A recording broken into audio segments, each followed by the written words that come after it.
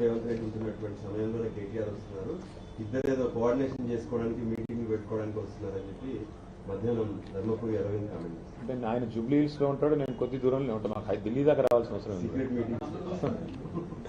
అంటే రేవంత్ రెడ్డి గారు కేసులు పెట్టేది మా మీద, రోజు తెల్లారలేస్తే దాడి చేసేది మా మీద. రేవంత్ రెడ్డి గారికి రహస్య మిత్రులు బీజేపీ వాళ్ళని రాష్ట్రం అందరికీ తెలుసు. ఎందుకు ఇప్పుడు కేంద్ర మంత్రి బండి సంజయ్ గారి కొడుకును 9 రోజులు అరెస్ట్ చేయకుండా కాపాడింది రేవంత్ రెడ్డి గారు అని అందరికీ తెలుసు. కేంద్ర మంత్రి మరి కేంద్ర పథకంలో అమృత్ పథకంలో రేవంత్ రెడ్డి గారి బావమరిది కాంట్రాక్ట్లు ఇచ్చింది ఎవరో అందరికీ తెలుసు. కేంద్ర మంత్రులు ఇక్కడ ఉన్న వాళ్ళందరికీ తెలుసు. అట్లాగే ఇవాళ సింగరేణిలో కుంభకోణం జరుగుతుంటే కూడా అక్కడ సృజన్ రెడ్డి గారి నాయకత్వంలో, రేవంత్ రెడ్డి గారి బావమరిది గారి నాయకత్వంలో భారీ కుంభకోణాలు జరుగుతుంటే మేము వచ్చి ఇక్కడ కంప్లైంట్ చేస్తే కూడా కేంద్ర ప్రభుత్వం స్పందించట్లేదని అందరికీ తెలుసు. హైదరాబాద్ సెంట్రల్ యూనివర్సిటీ భూముల మీద మేము ఉద్యమం చేస్తే, పిల్లలు ఉద్యమం చేస్తే అల్టిమేట్ గా సెంట్రల్ ఎంపవర్డ్ కమిటీ మరి సుప్రీంకోర్టు అపాయింట్ చేసిన కమిటీ వచ్చి దీన్ని వెంటనే విచారించండి ఈడీ అని చెప్పారు. ఇంతవరకు మరి అతి లేదు గతి లేదు. ఈడీ దాడులు జరిగితే రాష్ట్రంలో మంత్రుల మీద, పొంగులేటి శ్రీనివాసరెడ్డి మీద 2 ఏళ్ల తర్వాత కూడా ఇంతవరకు కేసు లేదు. కాబట్టి ఎవరికి రహస్య మిత్రులు, ఎవరితో కలిసి ఉన్నారు రాష్ట్ర ప్రజలకి తెలుసు, మీకు తెలుసు. మరి మాకు రేవంత్ రెడ్డి గారిని కలవాల్సిన అవసరం కానీ, రేవంత్ రెడ్డి గారితో సంభాషించాల్సిన అవసరం కానీ మాకు లేదు. రేవంత్ రెడ్డితో తలపడుతున్నాం. ఆయన అరాచకాలని ఇవాళ ఒక మాట చెప్పాలంటే, నిన్న హైకోర్టు చెప్పింది హైడ్రా అనేది 9 తలల విషసర్పం అని చెప్పింది నిన్న హైడ్రా గురించి. ఏది రాష్ట్ర హైకోర్టు. ఇంతకంటే చెంపపెట్టు ముఖ్యమంత్రికి ఏముంటుందని నాకు అర్థం కాదు, సిగ్గుండాలి. బడాబాబులను మాత్రం వదిలిపెట్టి గరీబోళ్ల ఇండ్ల మీద పడి, బడాబాబులు అంటే ఎవరండి?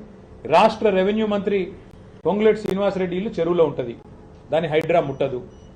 రాష్ట్ర ముఖ్యమంత్రి గారి సోదరుడు ఇల్లు ఎఫ్టీఎల్లో ఉంటుంది, దాన్ని హైడ్రా ముట్టదు. రాష్ట్ర మంత్రులు వివేక్ గారు, శాసన మండలి చైర్మన్ సుఖేందర్ రెడ్డి గారు, రాష్ట్రంలో ఇంకా కీలక నేతలు చాలా మంది బిల్డింగ్లన్నీ చెరువుల్లో ఉన్న, షికాల్లో ఉన్న వాటిని మాత్రం హైడ్రా ముట్టదు. ఎవరిని ముడుతుంది హైడ్రా? బీద, బిక్కి, మధ్యతరగతి ప్రజలు. నేను అడుగుతా ఉన్నా ముఖ్యమంత్రిని, కబ్జా కోరులు అంటున్నావు, అందరికంటే పెద్ద కబ్జా కోరులే నీ అన్నదమ్ములు కదా. అందరికంటే ఎక్కువ ఆస్తి దోస్తున్నది, అందరికంటే ఎక్కువగా ఇవాళ విధ్వంసం చేస్తున్నది నీ మంత్రులు కదా. 1 కోటి ఎకరాలు నిషేధిత జాబితాలో పెట్టింది నీ మంత్రి కాదా? కేసీఆర్ గారు దిగిపోయినాడు, కేసీఆర్ ప్రభుత్వం దిగిపోయినాడు. రాష్ట్రంలో నిషేధిత భూముల సంఖ్య ఎంత అంటే, మొత్తం సైజ్ ఎంత అంటే 16 లక్షల ఎకరాలు. ఇవాళ 1 కోటి ఎకరాలకు చేరుకుంది. ఏ కారణం చేత పెడుతున్నారు 1 కోటి ఎకరాలు? 30% కమిషన్లు తీసుకోవట్లేదా నీ మంత్రులు? కబ్జా కోరులు, భూదందాలు చేసేది, భూమిని ఇలా భూహారతిలాగా మింగుతున్నది నీ ప్రభుత్వం కాదా? నీ మంత్రులు కాదా? ప్రజలకు తెలియదా? కాబట్టి హైడ్రా పేరిట నువ్వు సృష్టిస్తున్న అరాచకం, పేదవాళ్ళ ఇండ్లు కూలగొడుతూ, హైదరాబాద్లో ఒక ఇల్లు కట్టాడా 2 ఏళ్లలో, 2.5 ఏళ్లలో? ఎన్ని ఇల్లు కూలగొట్టావు నువ్వు? కొన్ని వేల ఇండ్లు హైదరాబాద్లో కూలగొట్టి, ఒక్క ఇల్లు కట్టకుండా, ఒక్క ఇటుక పెట్టకుండా విధ్వంసం సృష్టించి, రియల్ ఎస్టేట్ను కుప్పగూల్చి నువ్వు డబ్బులు చేసుకుంటున్నావు.